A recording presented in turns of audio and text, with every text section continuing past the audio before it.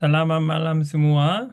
Ah, Hari ini kita akan belajar lagi tentang karunia-karunia Roh Kudus dan bagaimana Tuhan bisa menggunakan ini untuk membangun gereja setempat.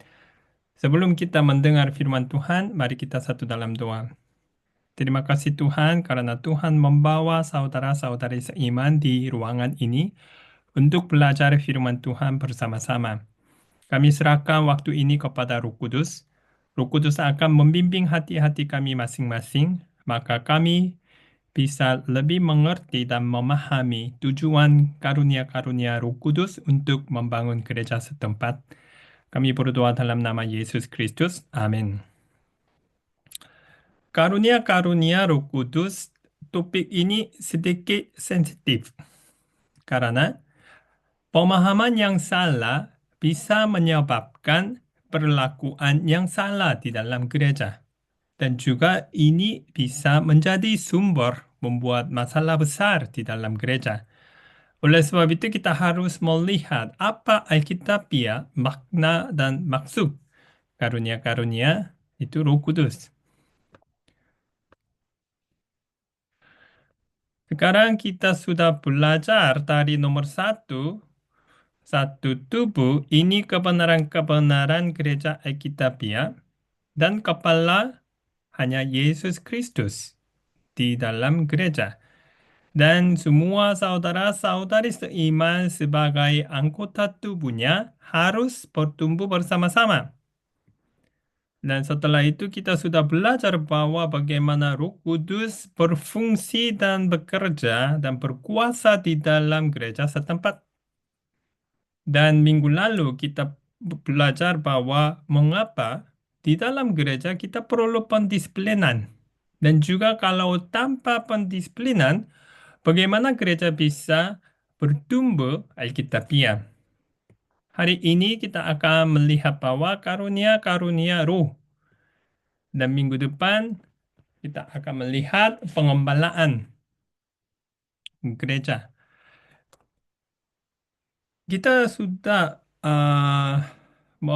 belajar bahwa ini tujuh kebenaran-kebenaran sepertinya tiang, ya, mendukung gereja setempat. Kalau salah satu tiang ini hancur, apa ini akan terjadi gereja setempat? Semakin lama, mungkin secara langsung tidak melihat yang perbedaan, tetapi semakin lama gereja itu semakin lama dihancur. Ya. Jadi hari ini kita akan melihat bahwa apa artinya dan karunia-karunia Roh Kudus. Karunia-karunia Roh ini bukan dari kemampuan manusia. Tuhan memberi karunia Roh kepada semua orang percaya yang berada di dalam gereja setempat. Dan tujuannya itu membangun gereja lebih Alkitabiah.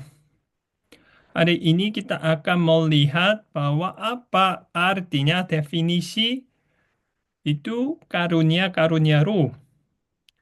Setelah itu, semua yang diberikan oleh Tuhan kepada kita ada tujuan, ya. Dan khusus kasih karunia Roh ada rupa-rupa yang beda-beda. Jadi kita akan melihat berapa macam itu karunia Roh ditulis di dalam Alkitab. Dan setelah itu kalau salah menggunakan karunia Roh, apa itu penyebab dari situ?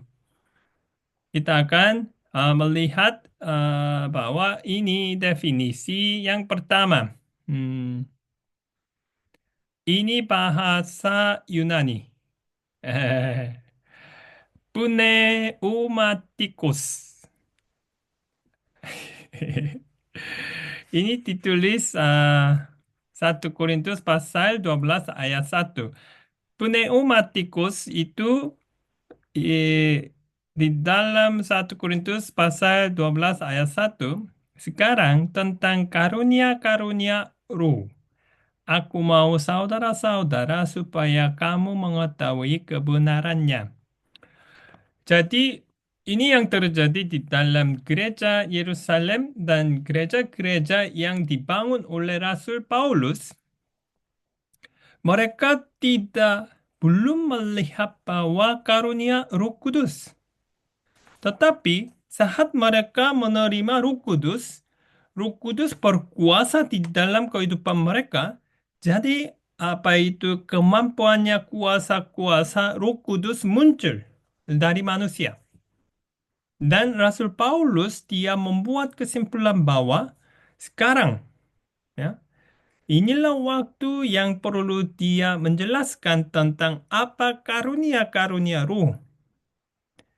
Ini kosakata menjelaskan bahwa ini karunia-karunia itu bukan dari kemampuan itu dari manusia, itu harus dari atas, ya. Dan itu bukan karena mereka membuat sesuatu yang baik atau ini bukan tergantung uh, kemampuan mereka atau perbuatan mereka. Ini sesuai dengan tujuan Tuhan bagi gereja setempat. Dan ada yang kosakata yang lain, kita sudah tahu ini karisma. 1 Korintus pasal 12 ayat 4 ini ditulis bahwa karunia-karunia itu bukan hanya satu macam, ya. Keselamatan itu hanya satu jalan, tetapi karunia-karunia roh ada rupa-rupa karunia, ya. Bukan setiap karunia ya membawa roh-roh yang lain. Mengapa waktu itu ini yang penting? Karena kekaisaran Romawi ya Helenisme mereka percaya banyak roh-roh mempunyai kemampuannya yang berbeda sekali ya. Dongeng ya, cerita dongeng. Dan sekarang Rasul Paulus bilang apa? Ada rupa-rupa karunia tetapi berapa ruh? Satu Roh Kudus. Ya.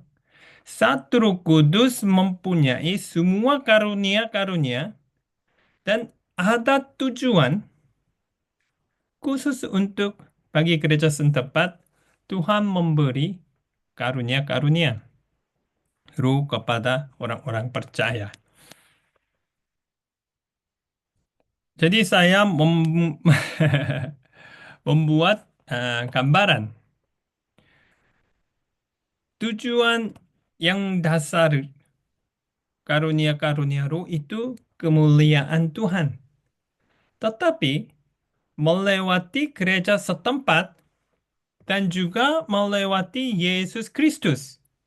Jadi saat kita menggunakan karunia-karunia roh kita masing-masing, kita harus seharusnya mengingat bahwa ini bertujuan untuk kemuliaan Tuhan lewat gereja setempat dan lewat Yesus Kristus. Ya, ini bukan kemampuan kita masing-masing untuk berbangga, ya. Tetapi kita harus mengingat dua tujuan yang ini. Jadi, yang pertama, karunia Roh Kudus bertujuan bukan hanya untuk keuntungan pribadi, tetapi juga untuk membangun dan memperkuat seluruh gereja.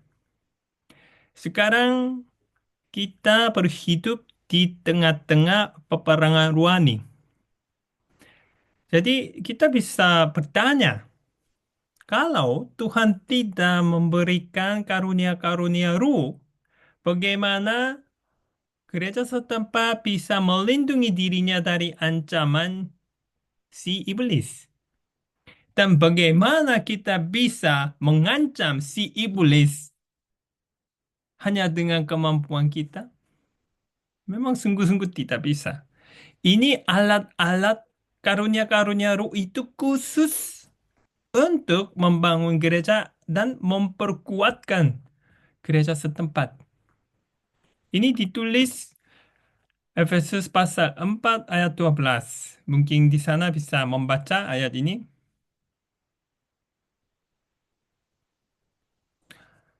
Karena kalian sudah belajar tentang bahwa gereja sebagai tubuh Yesus Kristus, jadi saat kalian membaca ayat ini bisa mengerti langsung. Oh, betul. Semua yang ini untuk pembangunan tubuh Kristus, gereja setempat. Dan ada satu lagi, 1 Korintus pasal 12 ayat 7. Boleh baca? Mengapa Tuhan ya memberi karunia kepada kita masing-masing? Kepentingannya bersama gereja setempat. Dan yang berikut, tujuan yang kedua, dengan menggunakan karunia Roh Kudus sesuai dengan tujuannya, orang-orang percaya memuliakan Allah melalui Yesus Kristus. Ini penting. Kita selalu memuliakan Tuhan melalui Yesus Kristus, bukan melalui perbuatan kita. Ya, karena mengapa gereja setempat kadang-kadang jatuh dalam dosa atau berpisah? Karena saat mereka bertumbuh bersama-sama, ya, si iblis selalu menggodakan saudara-saudari sebagai tubuh Yesus Kristus dan mereka jatuh dalam godaan. Oh, saya buat ini, saya melakukan ini, saya melayani di gereja setempat begini giat. Tetapi bagaimana teman-teman yang lain? Jadi, kalau kita tidak mengingat, melihat Yesus Kristus, tapi melihat teman-teman yang lain, dan membandingkannya kehidupan, dan jatuh dalam dosa. Menghakimi mereka, mempersalahkan mereka, mereka, saya bergiat, tapi mereka malas. Ya, jadi jangan lupa. Kita memuliakan Yesus Kristus, Tuhan melalui Yesus Kristus. Boleh baca 1 Petrus pasal 4 ayat 11.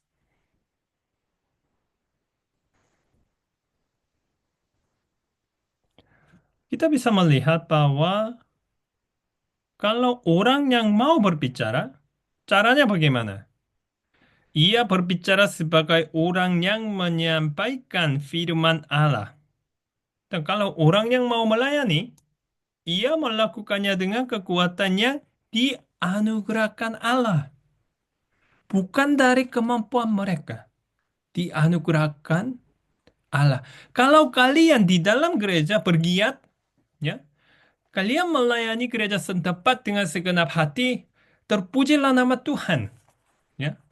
Tetapi jangan lupa, kalian melayani Tuhan bukan dengan kekuatan kalian. Semuanya itu dianugerahkan itu Allah. Allah. Supaya ya ada tujuan supaya Allah dimuliakan dalam segala sesuatu. Karena Yesus Kristus. Ya. Kalau kita melihat bahwa saya begini bergiat, orang teman-teman yang tidak, ya, kita sudah menjadi orang yang sombong. Ya. Jadi, marilah kita hanya merenungkan Yesus Kristus. Sehingga semua yang pelayanan kita, Allah dimuliakan dalam segala sesuatu. Jadi karunia-karunia roh tujuannya berdasar kemuliaan Tuhan yang berada di surga melalui gereja setempat dan Yesus Kristus. Dan kita akan melihat bahwa lupa-lupa roh. Dan saya sudah kasih PDF. Kalian bisa melihat grup diskusi, kalian bisa menggunakan PDF, membaca lebih dalam. Tapi dalam presentasi ini saya mau menjelaskan beberapa hal yang penting waktu kita menggali lebih dalam rupa-rupa roh. Ada bermacam-macam, ya. Dan saya mau melihat yang pertama kerasulan. Ini dulu karunia-karunia, salah satu karunia-karunia roh. Tetapi apakah ini masih berlaku atau tidak berlaku?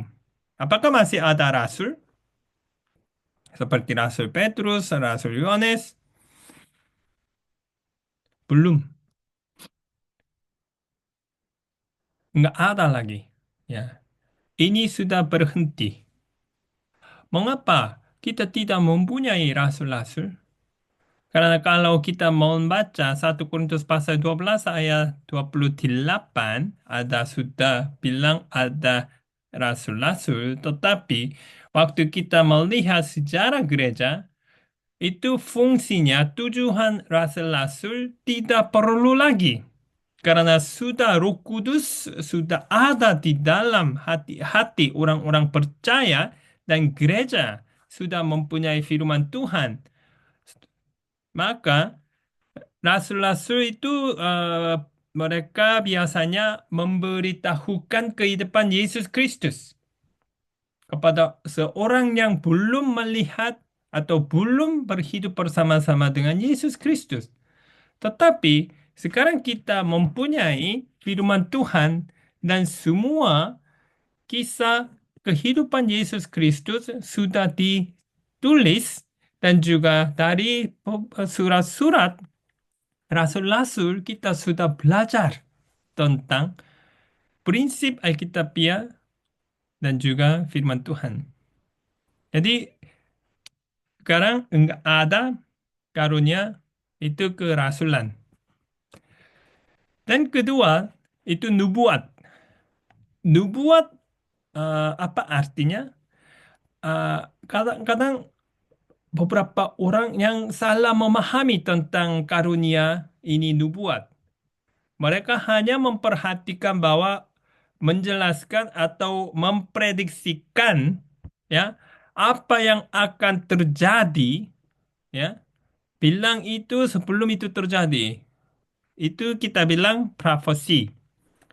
Tetapi kalau kita melihat lebih dalam ya eh, kita mungkin lebih bisa melihat ini. 1 Korintus pasal 13 ayat 2 ini mencakup pewahyuan rahasia Allah. Ya. Apa artinya ini? Waktu kita membaca firman Tuhan, ya, kita bisa memberitahukan apa tujuannya, kehendak Tuhan bagi kita semua. Ya. Jadi nubuat itu salah satu yang karunia bahwa saat kita membaca firman Tuhan, kita bisa lebih menafsirkan apa artinya firman Tuhan dan kita bisa menjelaskan makna itu kepada semua jemaat gereja lebih Alkitabiah, lebih jelas. Maka mereka bisa lebih mengerti tujuan kehendak Tuhan dan juga siapakah itu Allah di dalam kehidupan mereka.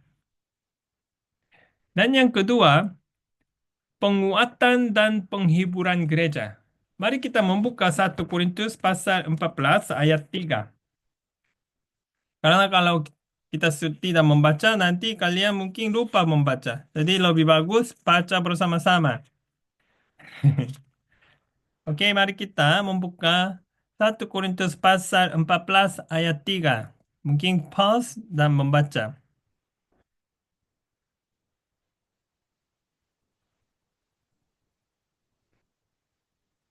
Ini bilang apa?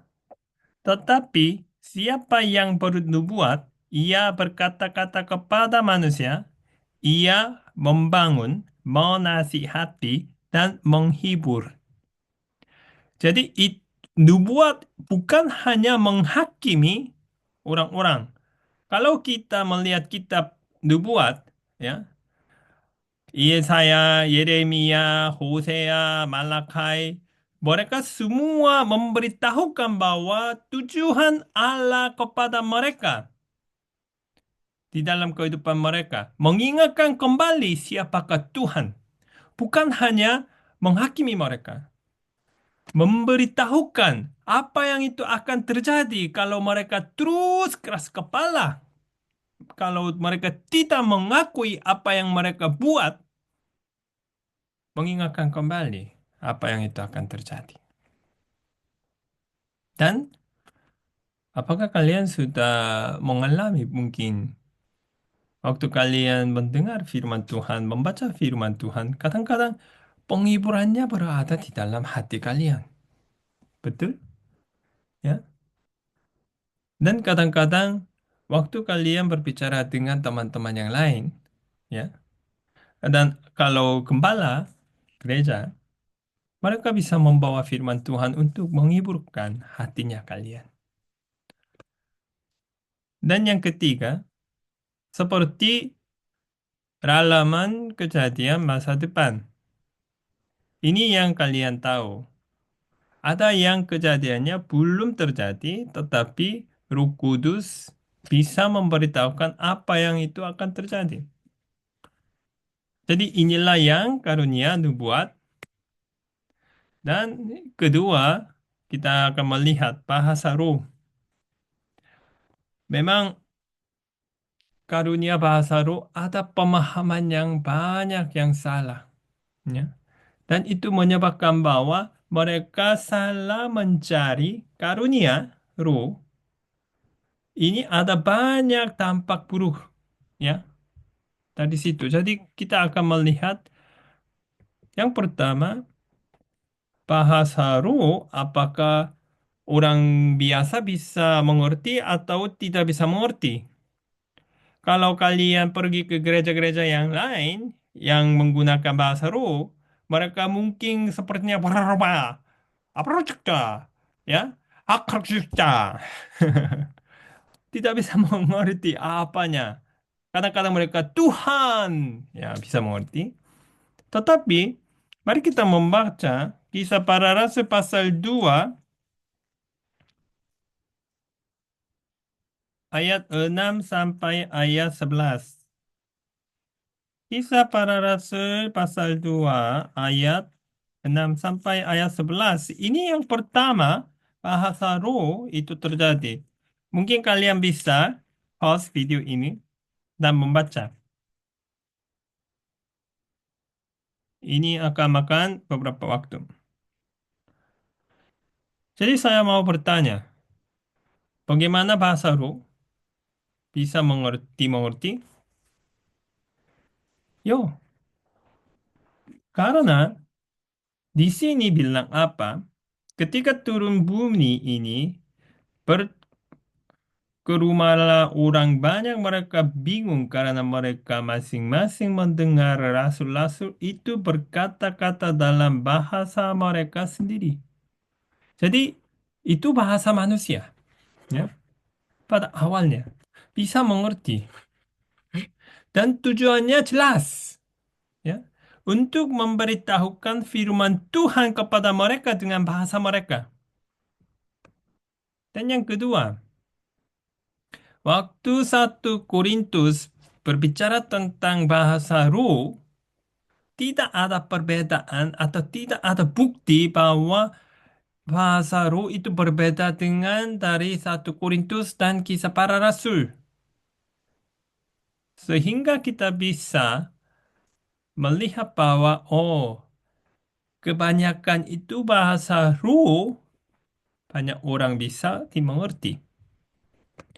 Tetapi, kalau kita melihat bahwa bahasa roh, ada yang beberapa orang yang bisa berbicara, tetapi tidak bisa mengerti apa yang nasihat dari Rasul Paulus. Dia harus membawa penafsiran. Maka kalau saat dia berbicara bahasa roh, penafsiran bisa menerjemahkan apa artinya. Kalau tidak ada penafsiran, jangan menggunakan bahasa roh di dalam gereja. Karena bagaimana orang-orang yang bisa mengerti apa yang dia bicarakan? Ya. Dan bahasa roh itu hanya sementara. Ya.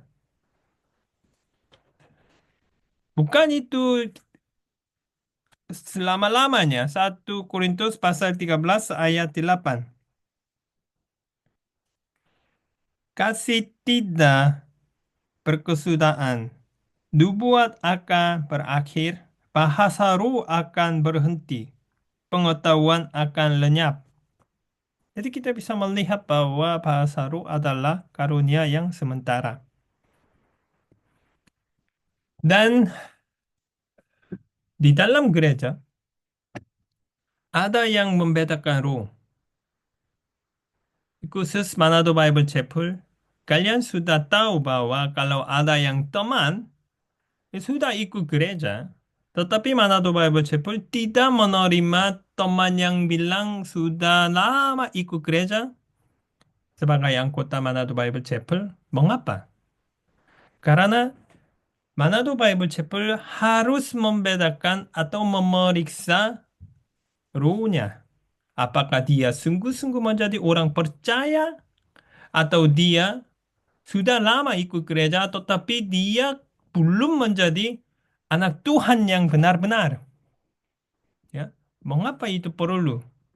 Karena 1 Yohanes pasal 4 ayat 1 sudah mengingatkan kembali bahwa Manado Bible Chapel ikut firman Tuhan ini. Mungkin kalian bisa membaca ayat ini.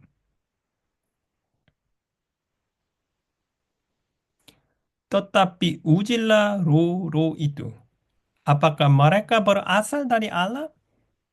Misalnya, saya dan Ibu Christine sebagai misionaris, kami mengunjungi negara-negara yang lain, gereja-gereja yang di seluruh dunia.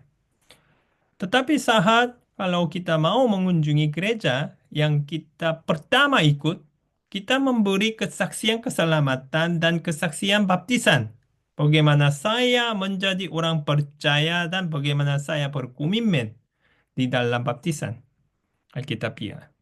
Setelah mereka mendengar firman Tuhan dan mereka bertanya beberapa pertanyaan, dan saya sangat menikmati persekutuan dengan mereka. Ya. Karena itu bukan tujuan menghakimi saya, tetapi mereka mengikuti firman Tuhan. Ujilah roh. Apakah itu yang berasal dari Allah? Jadi kita bisa melihat bahwa itu karunia Roh Kudus. Dan kita sebagai manusia, kita mungkin bisa membuat kita tidak sempurna. Ya. Jadi pasti kita bisa membuat sesuatu yang salah. Ya. Tetapi dengan hati-hati kita sungguh-sungguh mau mengikuti firman Tuhan.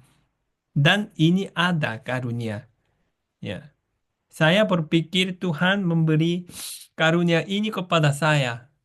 Maka waktu saya berbicara dengan saudara-saudari seiman, saya bisa lebih mengerti apa yang terjadi di dalam kehidupan mereka. Walaupun mereka tidak bilang. Mungkin kalian sudah tahu. Dan ada beberapa karunia-karunia itu tidak muncul, ya, tetapi sangat penting untuk membangun gereja setempat lebih sehat dan lebih kuat iman. Ya. Ada orang yang mempunyai karunia-karunia roh itu iman. Iman itu apa? Ada banyak orang bilang, oh itu tidak akan terjadi. Ya, tidak bisa. Tapi dia percaya bahwa kalau Tuhan mau, itu bisa jadi. Ya.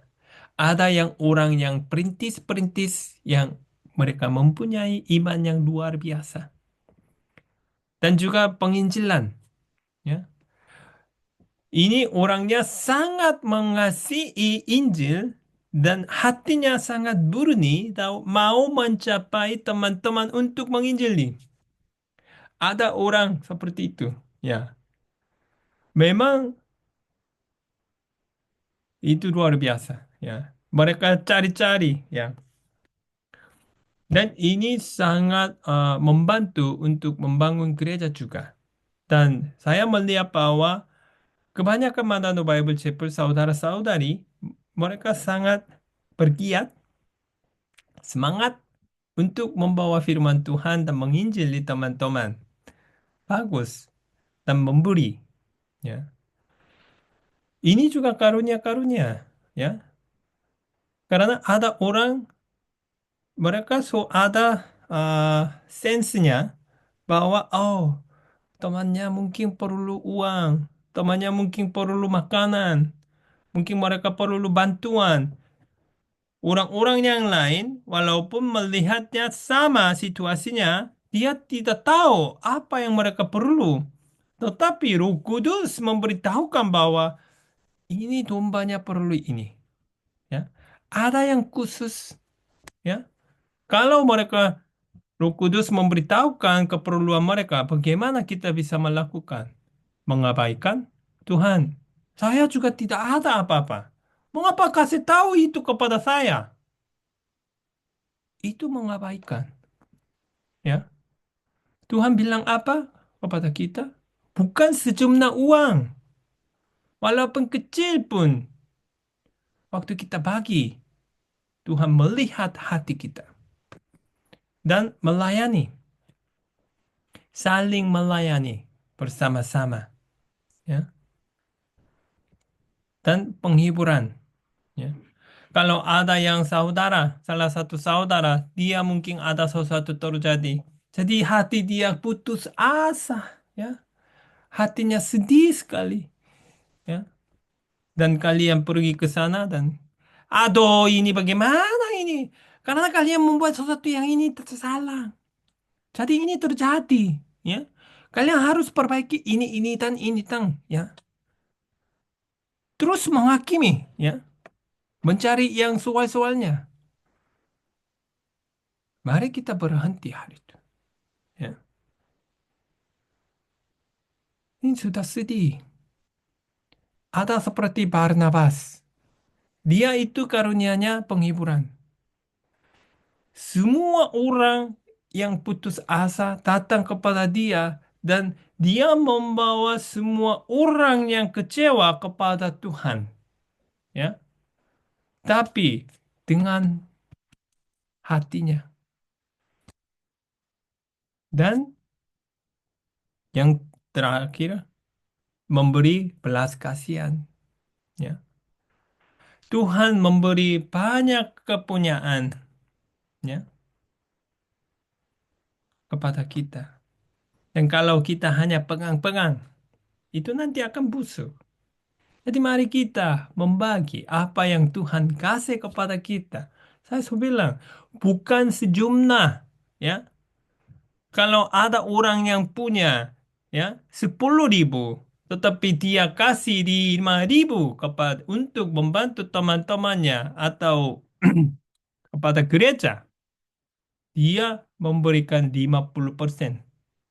Tetapi manusia selalu hitung sesuai dengan jumlah. Jadi ada yang orang yang mungkin 1 miliar, dia kasih 1 juta. Ya. Dan sesuai dengan mata manusia berpikir bahwa, oh ini mungkin banyak. Tapi berapa persen dia kasih? Ya, 1 juta dan 1 miliar. Kurang lebih 1%. Jadi jangan lihat jumlahnya, persennya. Dan kita akan melihat bahwa kalau sudah menerima karunia-karunia, tetapi tidak digunakan dengan cara yang baik, apa yang itu terjadi? Yang pertama, penggunaan karunia yang tidak membawa berkat bagi jemaat, ya, 1 Korintus pasal 14 ayat 28. Tetapi jika tidak ada penafsir, baiklah ia berdiam diri di dalam jemaat dan berkata-kata kepada dirinya sendiri dan kepada Allah. Ini apa artinya? Kalau ada seseorang yang berbahasa roh, belum ada penafsiran, berdiam. Jangan menggunakan karunia-karunia roh hanya untuk keuntungan dirinya sendiri. Itu akan memberi kesempatan kepada si iblis untuk mengancam gereja setempat. Dan yang kedua, menekankan karunia secara berlebihan dan menyebabkan perselisihan. Kalau kita hanya menggunakan karunia-karunia Roh Kudus untuk keuntungan dirinya sendiri, gereja itu tidak bisa bertumbuh. Alkitabiah. Ini sudah terjadi. 3 Yohanes pasal 3 ayat 9. Mungkin kalian bisa membaca. Ini apa yang itu terjadi sekarang? Ada orang yang punya itu karunia seperti pengajar. Karena dia mengajar firman Tuhan, maka dia bisa dapat banyak puji-pujian dari jemaat anggota gereja. Dia mengambil puji-pujian sendiri. Dan dia berpikir, oh, saya itu lebih penting di dalam gereja. Apakah ini benar? Sungguh-sungguh tidak. Jangan mengutamakan dirinya sendiri dengan karunia-karunia yang kita punya. Kita harus berhati-hati menggunakan karunia-karunia Roh Kudus. Jadi tidak jatuh dalam godaan. Jadi pesan utama, ya, terakhir, karunia adalah alat dari Tuhan. Jadi bagaimana kita bisa gunakan itu? Gunakanlah dengan kerendahan hati dan untuk membangun kesatuan jemaat.